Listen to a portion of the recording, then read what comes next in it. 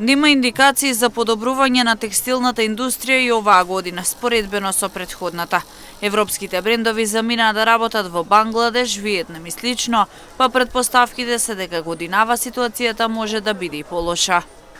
Јас мислам дека ништо подобро од 2025, може би и полошо, затоа што текстилот ја изгуби својата конкурентска способност во однос на далечниот исток и нема европски бренд кој не замина да работи во Бангладеш или во Виетнам или во Мјанмар. Така да, особено со нашиот курс на еврото, кој е доста јак, фактички денарот е преценет, текстилците уште повеќе ја изгубија таа можност.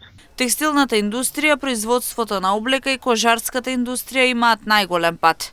Моментално има околу 20.000 работници во производството на облека, но проблем е што не се купуваат нови машини и не се зголемува бројот на работници. Пред се шијат брзи серии, бидејќи останатите се на места каде што работната рака е многу поевтино платена за разлика од кај нас.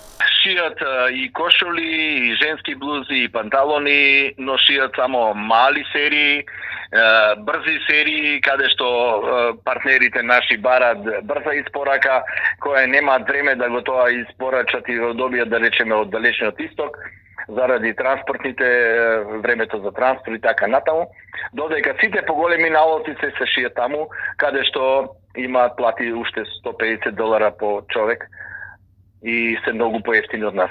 Значи, ние имаме од нив повисока продуктивност, некаде 20 дури до 30% повисока продуктивност од тие држави, но имаме 300% повисоки плати. Само изминатата година се затворија над 10 текстилни компании, најмногу во Штип и Делчево, а работниците останаа без неколку плати.